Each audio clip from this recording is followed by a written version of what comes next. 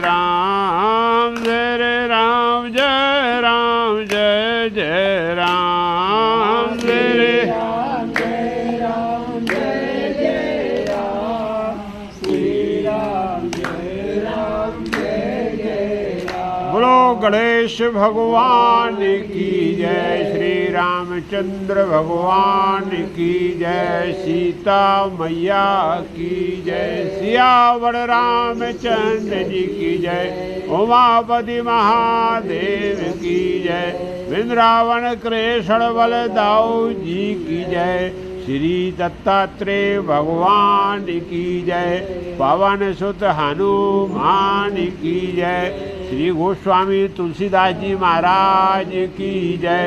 बोलो सब संतन की जय। जय सीताराम। हर हर महादेव। एक मिनट। हाँ बोलो। हाँ। कल के प्रवचन में सिंह साहब ने 100 बात की एक बात कही थी। प्रवचन के अंत में साहब ने कहा वेद पढ़ने की जरूरत नहीं, तपस्या करने की जरूरत नहीं, जप करने की जरूरत नहीं, लेकिन जरूरत सिर्फ एक बात की है कि हम भगवान रामचंद्र जी के चरणों में शरणागति करें। महाराष्ट्र के एक महापुरुष ने भी यही कहा है, वेदाध्यासन को श्रुति पढ़न को तीर्था सिजाऊन को। महाराष्ट्र के संत ने कहा है, हाँ हाँ वही बात। वेदाध्यासन को श्रुति पढ़न को तीर्थे को अंत में मानसी धरुन को दुष्टासी शंकुन को जाचिया स्मरणे पतित करती तो शंभु को। भगवान शंकर क्या राम क्या दोनों ही।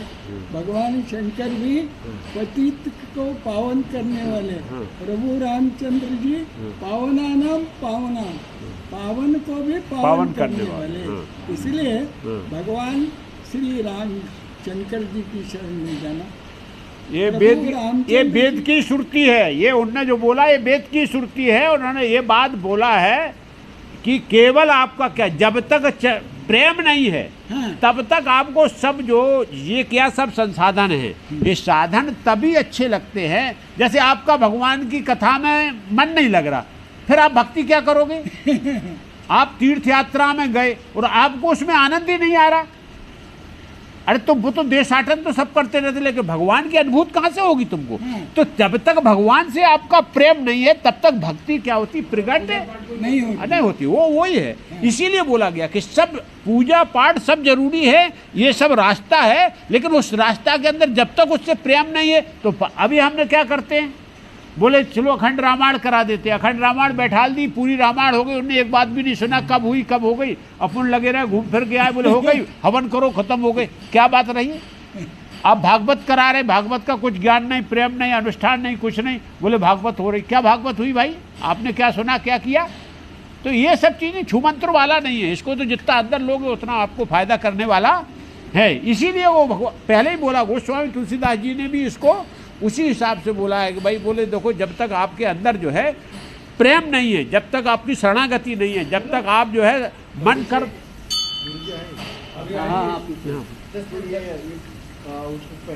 हाँ दे दो, मन कर्म और वचन से जब तक आप जो है शरणागति नहीं कर लेते हो तब तक आपको जो है उसका आनंद प्राप्त होने वाला नहीं है। तो इसका यही है, और इसका भक्ति का स्वरूप भी यही है। भक्ति का मतलब होता है सेवा, भक्ति का और कोई सेवा। यदि समर्पण भाव सेवा आपके अंदर प्रकट हो गई तो आपके अंदर अपने आप जो है सब व्यवहार बदल जाता है। अब देखो वही बात हो, जिसके अंदर सेवा भाव नहीं है, जो अहंकार हम में डूबा रहता है, वो कभी ना तो भगवान से प्रेम कर सकता, ना वो इस रास्ते पे चल ही नहीं सकता।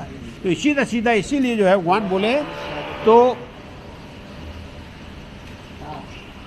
गजाननम भूत गणादिसेवितम कपित जम्बू फल चारु भक्षणम उमासुतम शोक विनाशिकारकम नमामि विघ्नेश्वर पाद पंकजम नीलांबुजश्याम मलकोमलांगम सीता समारोपित भागम पाणौ महाशायक चारु चापम नमामि रामं रघुवंशनाथम नमामि रामं रघुवंशनाथम नमामि रामं रघुवंशनाथम।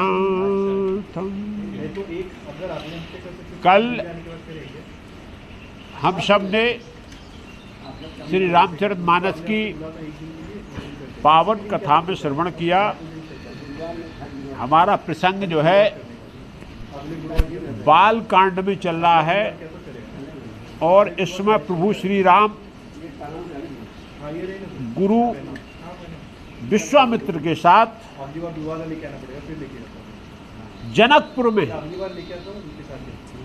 जनकपुर में राम और लक्ष्मण गुरु जी के साथ क्यों गए हैं? धनुष यज्ञ देखने के लिए गए। महाराजा जनक ने जब देखा कि अयोध्या के चक्रवर्ती सम्राट के पुत्र गुरुजी के साथ आए हैं तो उनकी अलौकिक व्यवस्था की और उनको सुंदर सदन में ठहरा दिया। भगवान ने पहले दिन जनकपुर वासियों को दर्शन दिए और भगवान के दर्शन प्राप्त करके जनकपुर वासी अभिभूत हो गए और केवल भगवान शिव से एक ही प्रार्थना करने लगे कि महाराजा जनक ने जो ये धनुष यज्ञ रखा है, भगवान करे ये धनुष यज्ञ में ये जो श्यामले रंग का राजकुमार हैं जिनको राम बोलते हैं, ये इस धनुष को तोड़े और हमारी जो है पुत्री सीता का विवाह राम से हो। इस प्रकार की रात में सब प्रार्थना करते हैं। सीता को पुत्री क्यों बोलते हैं? पूरा जनकपुर का क्षेत्र सीता जी को जैसे जनक जी की पुत्री थी ऐसे ही सीता जी को पुत्री के रूप में स्वरूप में उनका पूजन करते हैं। क्यों? सीता जी के अलौकिक प्राकट से ही उनके जीवन में सुख और शांति और आनंद आया था। सुबह रात में सोने का क्रम बताया। पहले गुरुजी सोए, उसके बाद राम सोए और फिर लक्ष्मण सोए सेवा करने के बाद। और सुबह जब जगने का क्रम हुआ तो पहले लक्ष्मण जगे, बाद में जो है राम जगते हैं और उसके बाद गुरुजी जगते हैं। और गुरुजी के तैयार होने से पहले राम और लक्ष्मण तैयार होके गुरुजी की आज्ञा में पहुंच जाते हैं कि गुरुजी सेवा बताएं, पूजन अर्चन करना है और फूलों की जरूरत लगेगी। तो राम जो है गुरु वशिष्ठ से पूछते हैं कि गुरुजी क्या फूल मैं लेके आऊं अशोक वाटिका पुष्प वाटिका से? अरे गुरुजी को मालूम है। क्या मालूम है गुरुजी को? पहला तो ये मालूम है कि राम कोई सामान्य नहीं है, ये परमपिता परमेश्वर परब्रह्म है। लेकिन नर लीला कर रहे तो भी ये चक्रवर्ती सम्राट के जो है कुंवर हैं और ये बोल रहा है कि फूल मैं लेके आऊं। जबकि फूल की जो सेवा है वो माली की या कोई भी लाके दे देगा, मतलब परकर की सेवा होती। लेकिन भगवान यहाँ क्या कर रहे हैं? अपना शिष्य धर्म निभा रहे। तो गुरुजी बड़े भगवान के इस संस्कार पे, भगवान के इस व्यवहार पे बड़े प्रफुल्लित होते हैं और बोलते हैं हाँ राम आप तो ऐसा नहीं कहोगे तो कौन कहेगा। और यहाँ आज्ञा दे दिया कि ठीक है जाओ आप फूल लेके आओ, पुष्प लेके आओ। भगवान राम यहाँ हम और आपको सबको गोस्वामी तुलसीदास जी क्या संदेश दे रहे हैं कि संसार आपको कुछ भी माने, संसार आपको जो माने, जो पदवी दे, जो स्थान दे, वो संसार के लिए है। लेकिन आपको अपने को वही मानना जो आप हो। आपको वही मानना है जो आप हो। यहाँ गोस्वामी तुलसीदास क्या बोल रहे हैं कि भगवान राम को वो क्या मान रहे हैं कि ब्रह्म हैं और महाराजा दशरथ के पुत्र हैं। लेकिन यहाँ राम जो व्यवहार कर रहे हैं वो केवल क्या कर रहे हैं? गुरु और शिष्य का व्यवहार कर रहे हैं। बोले हम कुछ भी हैं, जो हम लीला में हैं, जो मानव अवतार लिया है तो हमको अपनी लीला के हिसाब से व्यवहार संसार हमको क्या मानता है वो मानने दो। संसार हमको बहुत बड़ाई दे रहा है, लेकिन उस बड़ाई के चक्कर में हम सर के बल न चढ़ने लगे, हमको अभिमान ना हो जाए। इस प्रकार से ठीक यहाँ उदाहरण देते हैं, किसका? पति और पत्नी का उदाहरण है। महापुरुष बताते हैं कि अधिकतर पति को क्या बोलते हैं? पतिदेव। भाई सनातन धर्म में या संस्कारों में तो पति को क्या बोलते हैं? पतिदेव हैं। लेकिन पतिदेव किसके लिए हैं? वो पत्नी के लिए पतिदेव हैं। अब वो उसके व्यवहार के ऊपर है कि वो पत्नी अपने पति को कितना पतिदेव मानती है।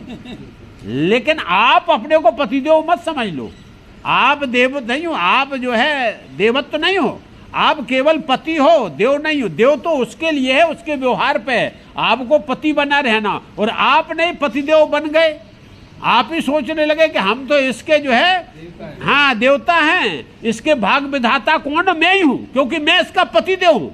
आप पति हैं, देव नहीं। देव व्यवहार उसका है। अब वो माने या नहीं माने वो अलग बात है। यदि मान रही तो उसका अच्छा है और आपके साथ वैसा व्यवहार करे, लेकिन मेरे को ये नहीं मानना है। ऐसे ही संसार में जो है इस बात का हमको ध्यान रखना है कि संसार हमको क्या मानता, किस हिसाब से, लेकिन हमको अपना व्यवहार अपने तरीके से करना है, अपने व्यवहार को नहीं छोड़ना। भगवान राम यही शिक्षा दे रहे। लक्ष्मण से बोले चलो फूल लेके आते हैं। कल विस्तार से बताया कि पुष्प वाटिका में पहुँचे हैं। अलौकिक जनक जी की पुष्प वाटिका देख के भगवान भी एक बार प्रशंसा करने लगे कि वास्तव में ऐसी पुष्प वाटिका है कि इंद्र भी उस पुष्प वाटिका को देख के जो है लजाते हैं कि हमारे स्वर्ग में भी इतनी अच्छी व्यवस्था नहीं है। ये सब संस्कारों का, ये सब जो है वास्तव में जो है आचरण का खेल होता, क्योंकि जनक जी जो है वो विदेह हैं और उनके घर में भी गए जगत जननी मतलब परमेश्वरी का जन्म हुआ है, तो रिद्धि सिद्धि क्या वो पूरा एकदम वातावरण बदल जाता है। इसलिए सब प्रकृति सुंदर है, वहाँ सब कुछ सुंदर है। पुष्प वाटिका को भगवान देख रहे, बीच में बढ़िया सुंदर सरोवर बना हुआ है, उसमें सीढ़ियाँ हैं, वो सीढ़ियों में मणि लगी हुई, वो चमक रही है, दिखाई दे रहा। अरे बोले क्या अलौकिक वैभव है। और वहाँ जब भगवान ने माँ पार्वती का मंदिर देखा तो एकदम सम्मोहित हो गए। अरे क्या पूजन अर्चन की सब तरीके से। और ये क्या होता है कि चाहे घर हो, चाहे द्वार हो, चाहे रिश्ता हो या कोई समाज हो, आप केवल उसके समाज में प्रवेश करोगे और समाज की व्यवस्था देख के आपको मालूम चल जाएगा ये समाज कैसा है, ये घर कैसा है, ये राज्य कैसा है। ये सब जो है आपकी अपनी व्यवस्था पे है कि ये राक्षसी प्रवृत्ति के हैं या देव प्रवृत्ति के हैं। तो भगवान देख के अभिभूत हो गए और अभिभूत होने के बाद भगवान लक्ष्मण जी बोले प्रभु चलो फूल तोड़ लेते हैं। भैया बोले फूल तोड़ते हैं? अरे बोले लक्ष्मण ऐसे कैसे फूल तोड़ते हैं? बोले क्यों? अरे मेरे को किसकी आज्ञा लेना है, मैं तो इनके पाहुने हैं। और पाहुने तो सर्वोच्च। बोले हमको किसकी पूछना, हम तो जनक जी के पाहुने हैं और पाहुने जाके तोड़ लेते। भगवान राम बोले नहीं लक्ष्मण ऐसे नहीं, पहले माली देखो कहाँ है इसका फूल, जो बगिए का मालिक। अब यहाँ प्रभु श्री राम में और कृष्ण जी में अंतर बताया है। हमारे महापुरुष बोलते कि भगवान की लीला में देखो कि राम बोल रहे हैं कि अपन फूल तोड़ लेते हैं और लक्ष्मण बोला चलो फूल तोड़ लेते हैं, लेकिन आप बोले नहीं, इस बाग का को जो माली है वो वास्तव में मालिक है। जनक जी का बाग है चलता है, लेकिन जो उसकी देखरेख कर रहा है, जो उसका संरक्षण कर रहा, वास्तव में मालिक वो है। तो वो बोलते नहीं। और यदि बोले यही महापुरुष बोलते यदि कृष्ण जी होते फूल तो तोड़ ही लेते, पता भी नहीं लगने देते माली को कब कौन फूल तोड़ के ले गया, और उसके बाद यदि माली रोकने के लिए आता तो उसको गोविंदाय नमो नमः कर देते। तो भगवान क्या मर्यादा पुरुषोत्तम राम है, ये मर्यादाओं के साथ, ये धर्म के साथ व्यवहार कर रहे।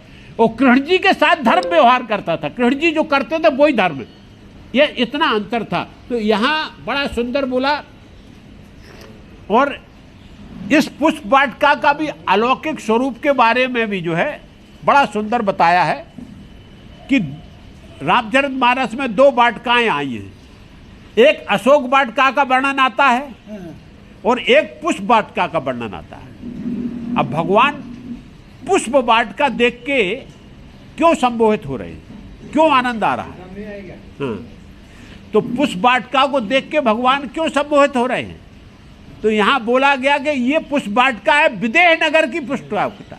विदेह जिनके अंदर जो है संसार के प्रति किसी भी प्रकार का मोह नहीं है, किसी से भी प्रकार का स्वार्थ नहीं है, ये वो पुष्प वाटिका है जहां विदेह राज करते हैं, इसको बोलते हैं विदेह नगर।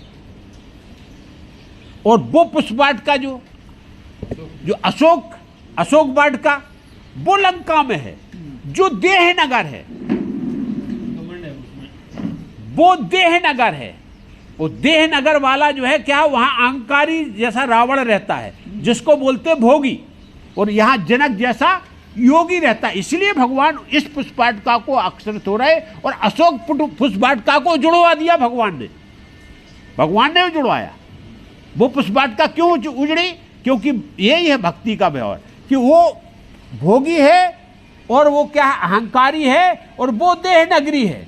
इसलिए हनुमान जी ने उस पुष्प वाटिका को पूरे को क्या कर दिया, खंड विखंड कर दिया।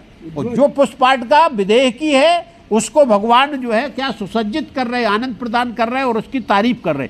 संसार में भी ऐसा ही है, ये भक्ति का प्रभाव है। जो भक्त है भगवान उसकी रक्षा करते हैं, जो राक्षस है उसका विध्वंस करा देते हैं किसी भी सूरत में। तो यहाँ दो पुष्प वाटिका हैं, एक में भगवान आनंदित हो रहे, दूसरे में हनुमान जी को बोल के उसका पूरे का सत्यानाश करा देते हैं।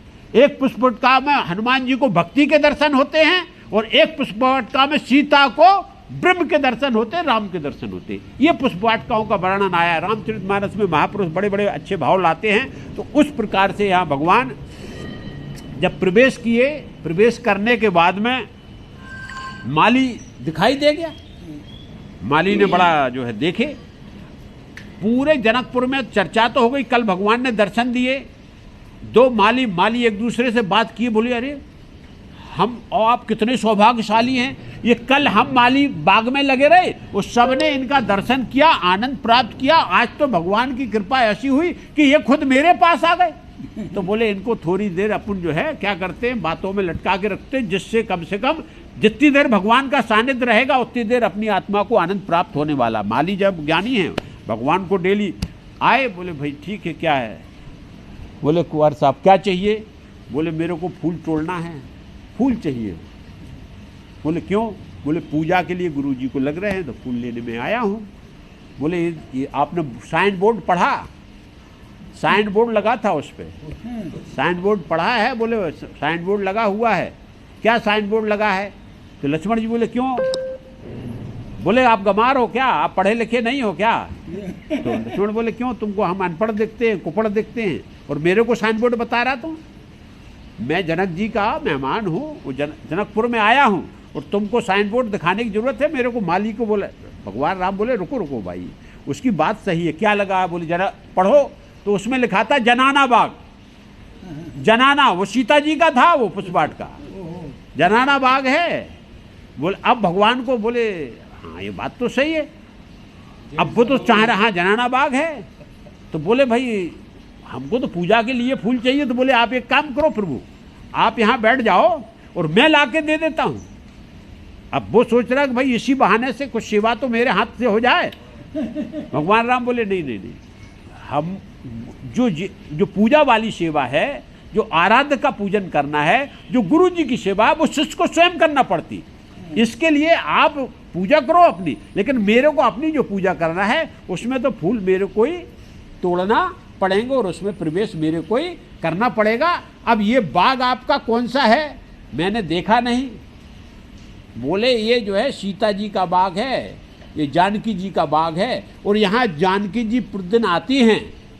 तो बोले मेरे को ये लग रहा है कि आप जो है जानकी जी के ही दर्शन करने आए, ये केवल बहाना है आपका। महापुरुष बोलते कि भगवान उसी समय आए थे जिस समय जानकी जी उसमें प्रवेश करती हैं। तो बोले अच्छा, बोले नहीं भाई, मेरा जो देश है वो केवल क्या है कि हमको तो पुष्प चाहिए। तो यहाँ गोस्वामी तुलसीदास जी उसको ही देख रहे हैं। चाहु दिस चितय पूछ माली गण, लगे लैन दल फूल मुदित मन। और जब वो माली गणों को देखा है, माली गणों ने इस प्रकार से पूरी चर्चा किया है, और चर्चा करने के बाद भगवान प्रसन्न हो गए। और उसके बाद जब भगवान का व्यवहार देखा, क्या व्यवहार कि ये राजकुमार हैं और उसके बाद मेरे से पूछ रहे आप कहो तो मैं लेता हूं। बोले नहीं, अब तो ठीक है, आप जाओ और आनंद के साथ जो है फूलों का जो है आप क्या करो, आनंद के साथ प्रभु जो चाहिए आपको वो फूल आप चुन के ले सकते हो, जो आपको अच्छे लगते हो उन फूलों को आप ग्रहण करो।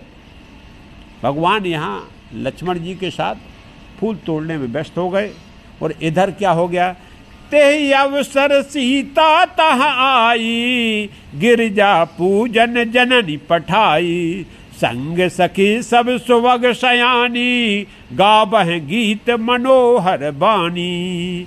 वहाँ रामचरितमानस में पहली बार सीता जी का प्रवेश हो रहा है। बोलो सीता मैया की जय।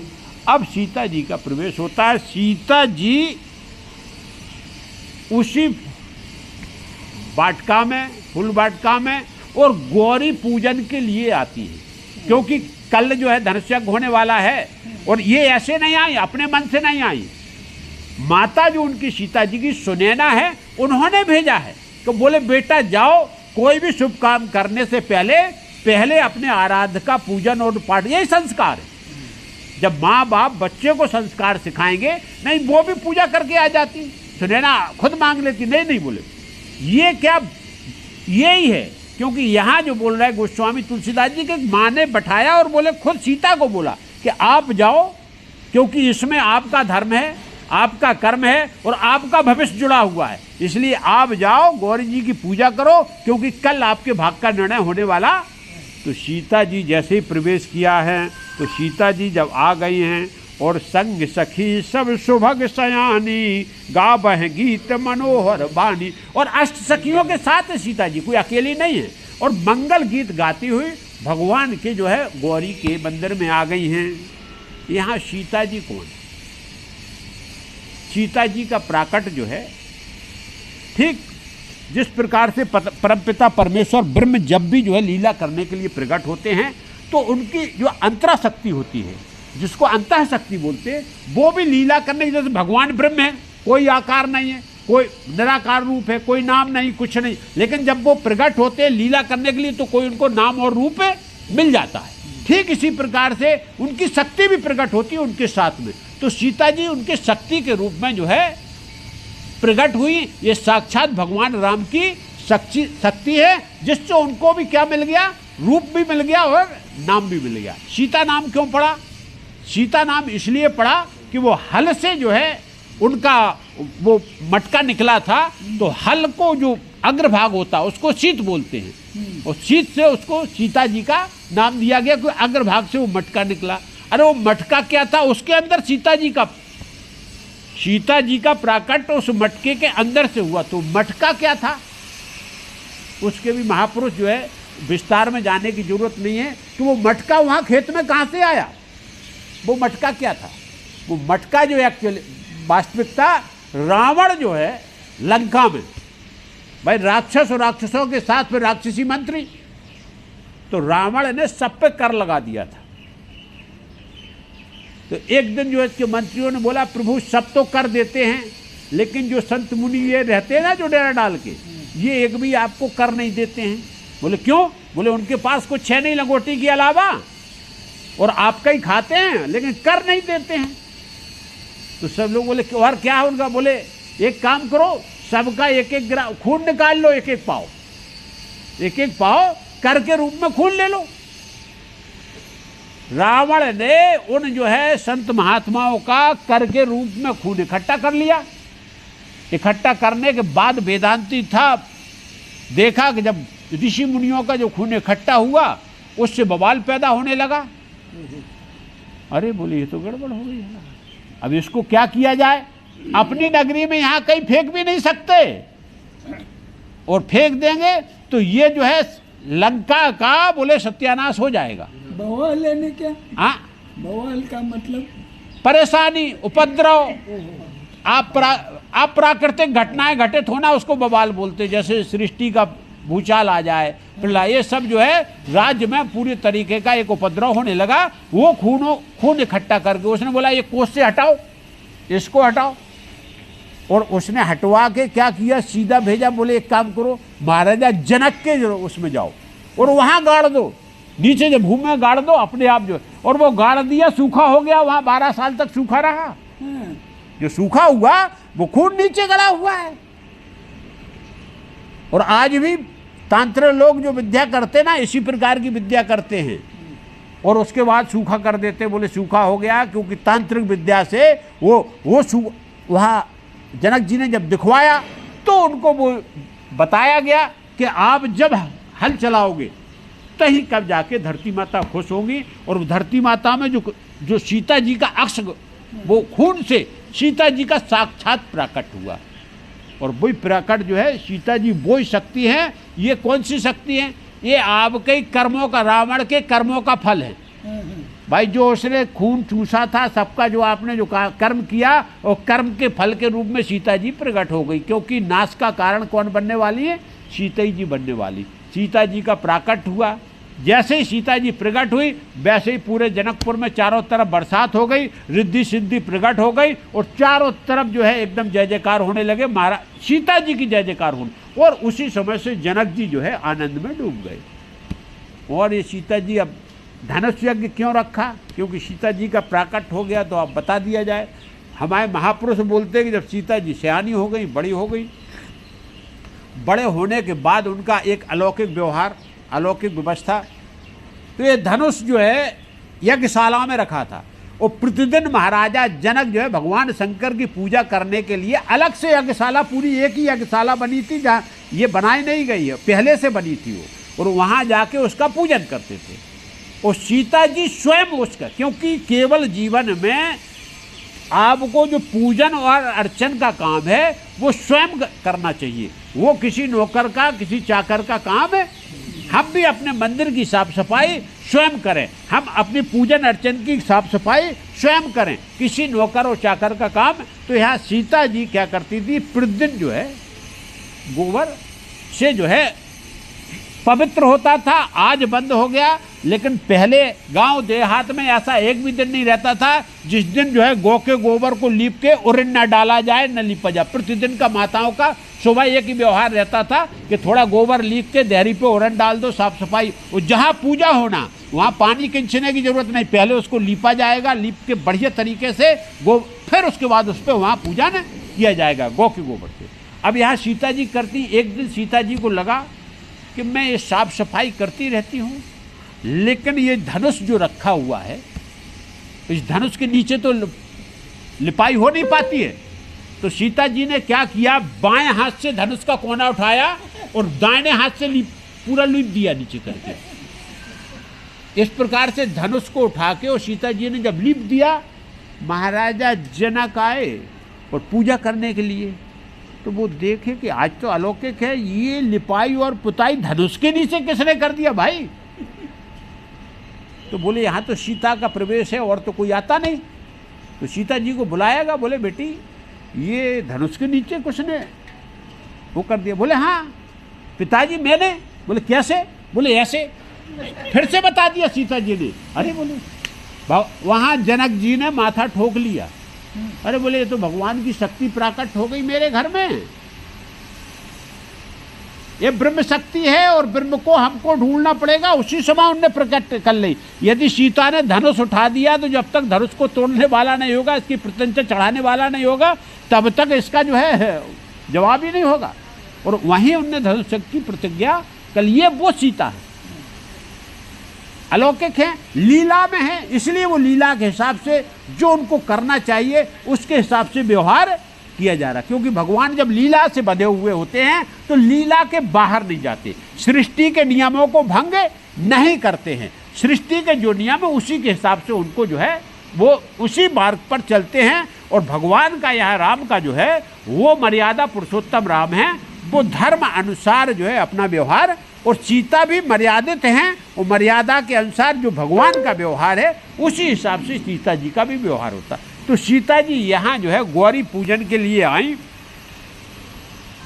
और जैसे ही जो है उसमें प्रवेश किया है तो यहाँ गोस्वामी तुलसीदास जी बड़े ही जो है आनंद के साथ बोलते हैं, सर समीप गिरजा ग्रह सोहा, बरन न जाय देखी मन मोहा, मज्जन कर सर सखें समेता, गई मुदित मन गौरी निकेता। पूजा कीने अधिक अनुरागा, निज अनुरूप सुभग बरु मांगा। सीता जी जब प्रवेश कर गई तो सबसे पहले उन्होंने जो सरोवर बना था वो जनाना बाग था, वहाँ किसी मर्दों का प्रवेश नहीं था।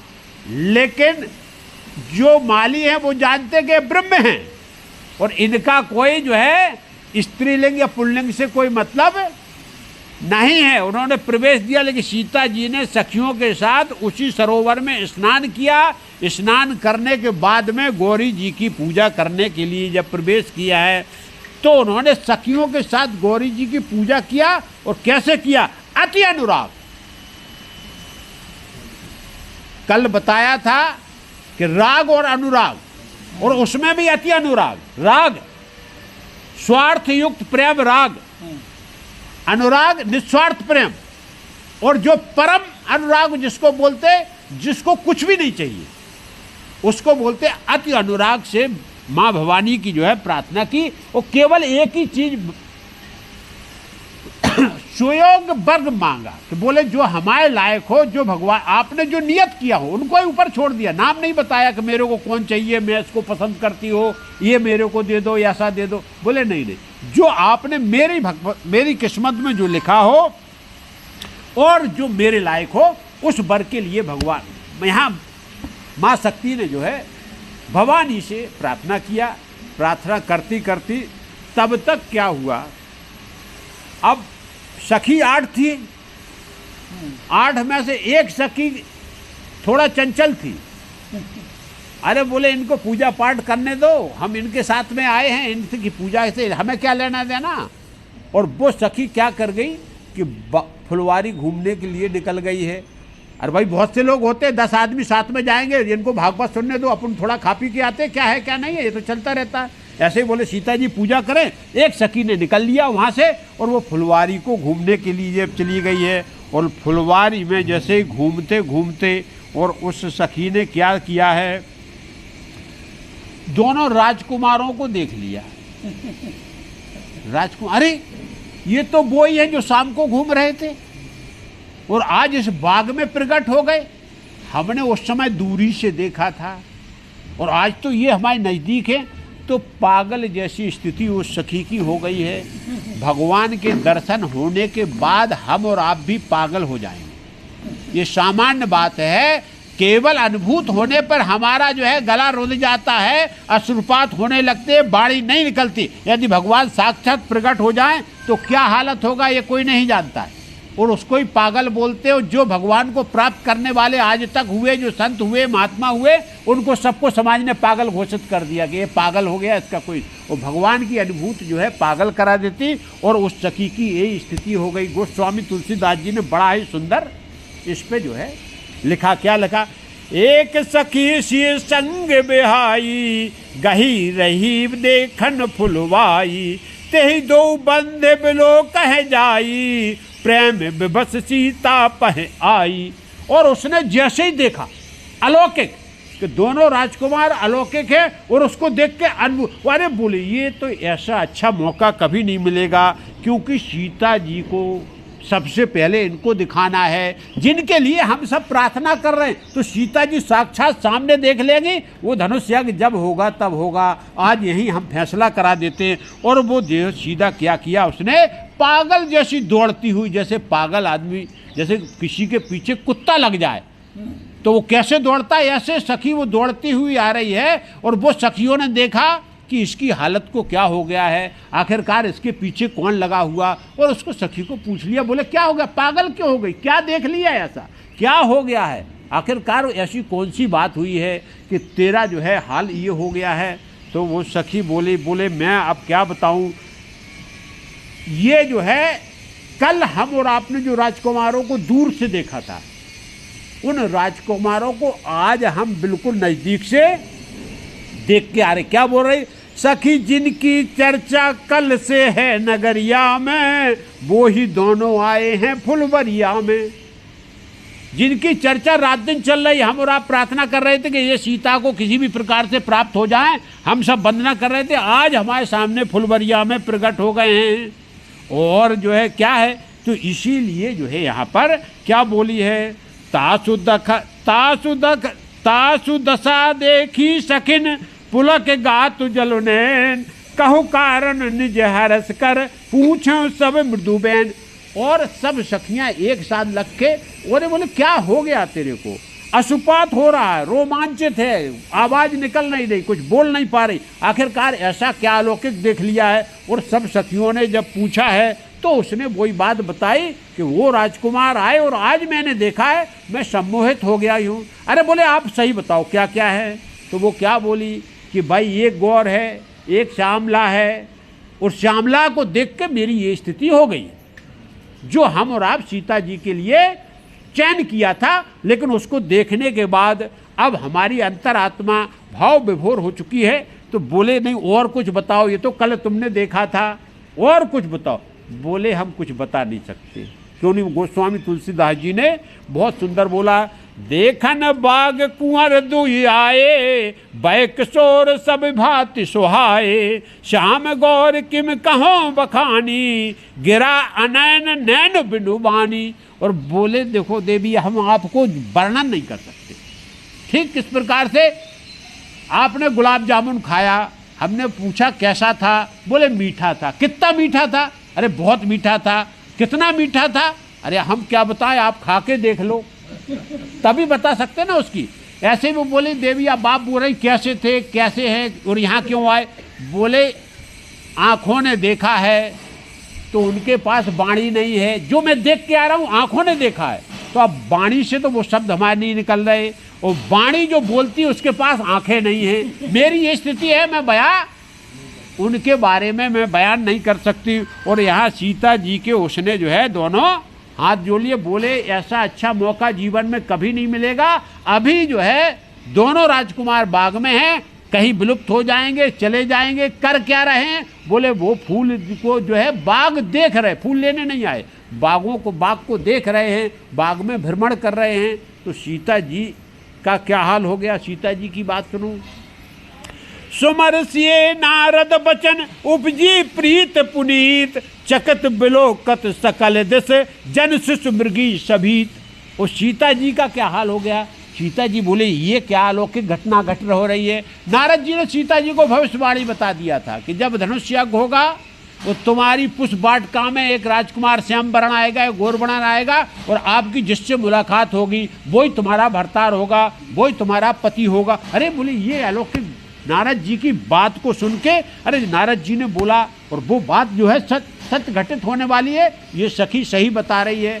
और इतने में जो है अब उनके अंदर एक व्याकुलता बढ़ गई कि हम क्यों ना जल्दी से जाके, और सीता जी बोले चलो चलो चलो हम भी देखते हैं। और ठीक चारों तरफ किस प्रकार से यहाँ गोस्वामी तुलसीदास जी मृगी के बच्चे का उदाहरण देते हैं कि मृगी का बच्चा जब चलता है तो भय के कारण इधर भी देखता है उधर भी देखता है। ऐसे ही सीता जी सखियों के साथ जा रही, इधर देख रही उधर देख रही, आखिरकार राजकुमार कहाँ हैं? वो सीता जी इसी प्रकार से सखियों के साथ दौड़ती हुई और आगे बढ़ती। और कौन?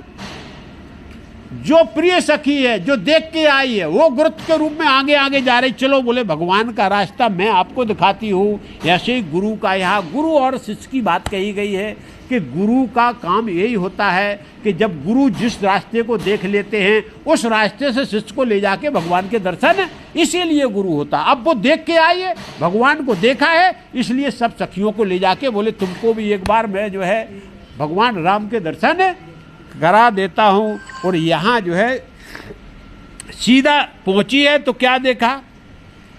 सीता जी दौड़ती हुई जा रही है, सब सखियाँ दौड़ती हुई जा रही है।